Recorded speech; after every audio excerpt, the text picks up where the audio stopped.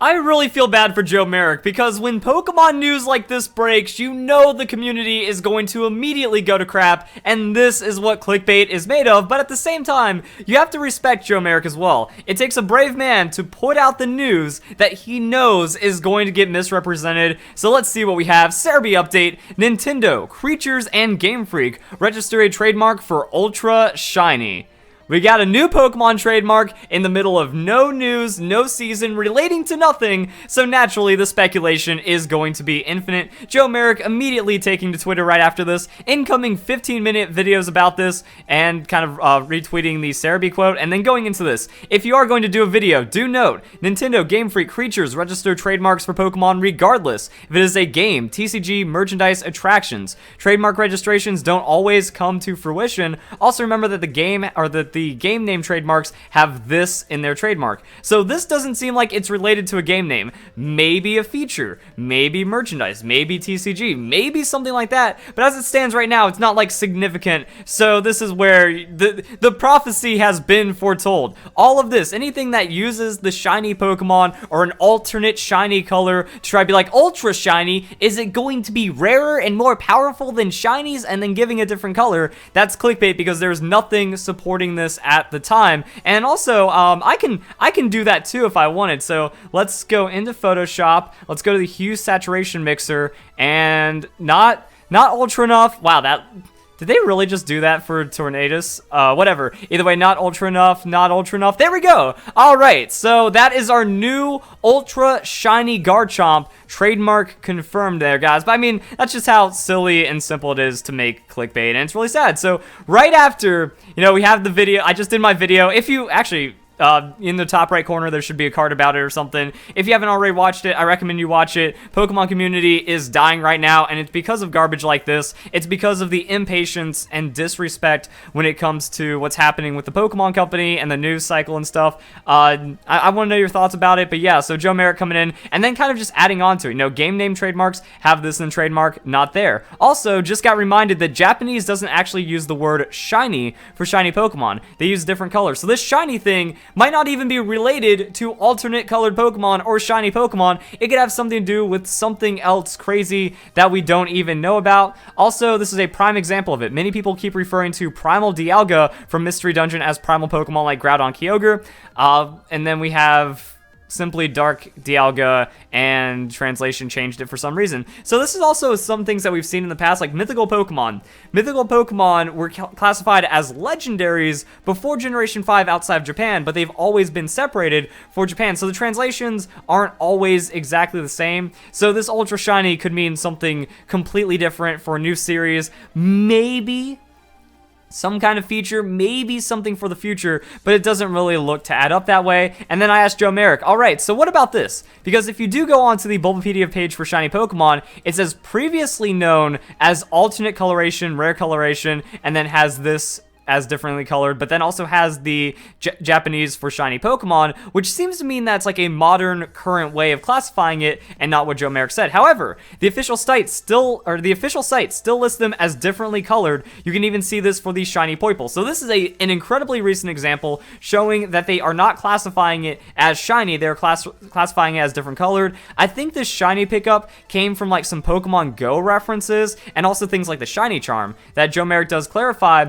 The shiny charm, yeah, the only time they're listed differently is with the shiny charm, etc. So shiny, when used for Japanese to describe a Pokemon, doesn't necessarily mean shiny Pokemon. It's more like the tool. It's more like the way that the Pokemon can become alternately colored, but doesn't necessarily mean shiny directly. Shiny is just something that has been, just translated like that. So that's why this is it's still pretty bad right there. But there is something else I do want to talk about, because this caught my eye, and this also might be another thing that people jump to on the clickbait, even though it doesn't really relate to anything with Pokemon right now. I think Joe Merrick has also hit up a couple of other replies and stuff saying that it can literally apply to anything. Actually, a bit more clarification from Joe Merrick right here. Shiny was a fan-made term that became official in the West. So it became official in the West, not in Japan, which is why we still have the distinction right there, and then shiny charms still represent like that. So actually, people saw it shine. They saw a different color, they called it shiny, when really it's always been classified even back in like the original when it first came out, it was just kind of classified as alternately colored. And then I also want to figure out what's going on with the trademark itself. So last question, when it comes to these random trademark things, why don't they make the news all the time? Because the TCG sets and merch lines don't all have trademarks. Last TCG set trademarked by the 3 was in 2013.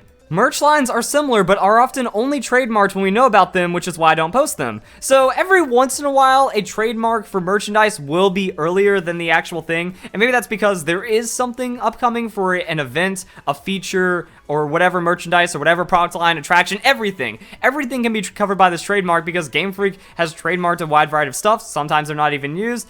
There was also the Gigareki that was happening for Pokemon Sun and Moon. Wasn't even related to Pokemon. It turned out to be just a separate game that Game Freak ended up making. So there's also going to be, this could be just, well, actually it is made by creatures. So this does have something to do with Pokemon, but it's not as directly tied to Pokemon as we initially think. And the trademark just comes out. So again, a lot of bravery for Joe Merrick to still post this, even though it doesn't really have much significance or anything at this time. And then that's where I come to this. So Pokesirena, Pokemon Switch, Ultra Shiny, new trademark, plus and minus was real. And the thing behind this video is that by going through the Pokemon Plus and Minus leaks, depending on how old of a Pokemon fan you are or how new of a Pokemon fan you are, you might not know about this. If you came in like late X and Y, Omega Green Alpha Sapphire, and 7th generation, right after Pokemon X and Y came out, we had like a 2014 leak for Pokemon Plus and Minus. I think it was like actually January or something. Rumor, what do we have? Yeah, January 6th. So remember, like, the start of the new year, we're already talking about a new generation of Pokemon with Pokemon Plus and Minus. So that was really rushed, but it was also like a really deep kind of feeling leak. And because of that, people were like, Plus Minus sounds stupid. We just got X and Y. Let's ignore it. So it's been ignored for a couple years right now. But the reason why it's getting picked up from people like Pokesirena is because they talk about it. More traditional Pokemon-like gameplay will be on the handheld controller, while an all-new gameplay aspect will be on the terminal unit. So it talks about a separate controller as well as a separate unit, which kind of references to the Nintendo Switch, and also a few other things that look like it might be actually applying to the information that we have now about the Nintendo Switch Pokemon game, Nintendo Switch, and the future directions for Game Freak. And this was even brought up a couple months ago. Pokemon Plus and Minus rumor from 3 years ago, talking about, yeah, this is a 3-year-old rumor as of 2 months ago, and then just kind of saying that it does seem to talk about the Nintendo Switch. However, this only has one upvote, and a lot of people really aren't on its side. There's a lot of comments, there's a lot of things going into this. That article is from January 2014. At that point, XY barely came out. But what it sounds like is when we hear about the home terminal, the home console, the different handheld, this doesn't sound like it's referencing the Nintendo Switch. It sounds like it's referencing the Wii U, which could also work in a way because, like, depending on, like, the development kits and stuff, here's the original article right here from Dual Pixels, kind of talking about the information. Game Freak, one of the first development studios inside Nintendo to receive alpha prototype hardware, now have been upgraded to beta prototype hardware above. So, like, they've had the development kits for a while. That's pretty much true of anything. Like, Breath of the Wild is a full polished year's work of game that came out with the launch of Nintendo Switch. Mario Odyssey, years of development as well. And since Breath of the Wild works with the Wii U, I'm wondering how much overlap is there as well. Like, if you could have developed the core for the Wii U and then upgrade it for Nintendo Switch and, like, be able to be quicker on the Nintendo Switch or something like that. But yeah, like, as I was reading through this, it sounded alright until I get to the rest of it, you know. 3 new starter Pokemon, no names. Water evolves into Water Steel is a squat. Teardrop-shaped humanoid that has a jar filled on its head, and it evolves as it grows taller. The jar gets bigger until it needs to hold it.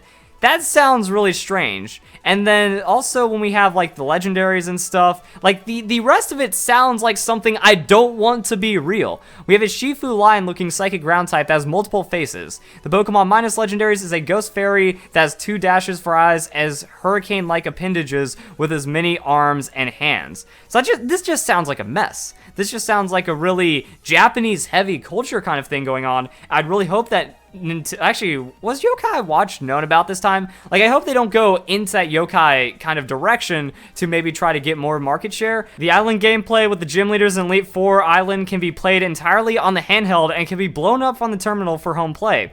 See, that doesn't make sense. Like, if it can be played entirely on the handheld and versus the terminal and then be blown up, that sounds more like the Wii U because you have to dock the Nintendo Switch. You don't blow it up onto the big screen or anything like that. And the Wii U is, you know, taking it out, playing on the handheld, or then using it for the Wii U when you actually have the home console, like when you go to the terminal. So it looks like it's not really describing the Nintendo Switch, and some of these other things are also like why people are interested right now. One of them was about Ultra Shiny. So new Pokemon types similar to Shinies, no details yet on how they work, but I've been told that they changed the game significantly. That's also another weird thing, like Ultra Shiny, but it kind of doesn't reference Shiny, and maybe that's what Joe Merrick is trying to damage control right here. Also, why would that need a trademark? We didn't have a trademark for like Z moves before Pokemon Sun and Moon came out and all these other things. Or same for Mega Evolution. So I think that trademark filing, Game Freak should know by now. Unless they're actually like, they're just screwing with us. Game Freak has to be screwing with us. They know we data mine. They know we get over like excited and over exaggerating about the news. They know we're desperate right now. So this patent, you know, it could just be something like this. Like, oh, Pokemon Gray, let's go crazy over all the code names and Delta Emerald and stuff like that.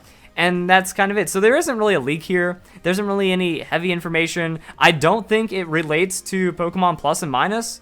And because the Shiny, you know, because Shiny fan term versus real term, that separation right there is also really awkward and really just makes this anything goes.